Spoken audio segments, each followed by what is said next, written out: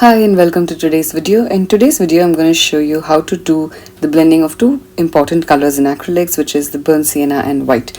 You can see that I've got very different kind of brush strokes in this.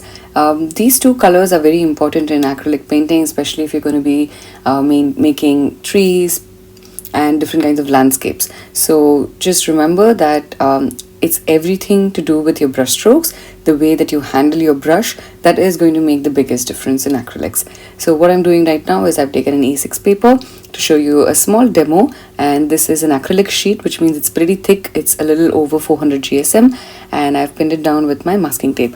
So I'm going to take first a little bit of my burnt sienna, and on the tube I'm directly adding it onto my sheet, and then I'm going to take some white and add that over here as well. So burnt sienna by itself, the pigment is not so strong, so your paper is going to be seen through, which is why I prefer always adding another color with it, specifically something like a white, because it increases the thickness of it, so the color becomes really bright. So I've just wet my brush. I've taken a brown shade, which is the burnt sienna, and I'm using a flat brush over here. So my brush strokes are going left to right, and when I come to the white, you can see that it's tilting a little bit. So just experiment with your brush stroke. Just move your hand in the same direction and make sure that you don't overdo it. Don't go from white again to brown and then brown to white, and the entire thing will get muddy. So just go in one direction as much as possible. And if you like the little textures that come along with it, let it be like that.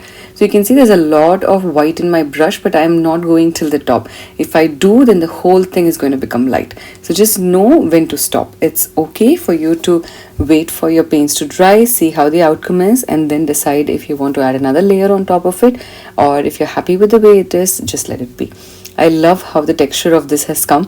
In fact, I think if I add a little more details, it'll look like a bar of chocolate, and like a mix of different kinds of milk chocolate with some dark chocolate. So I hope today's tutorial was helpful for you, and I will see you soon for the next video. Bye bye.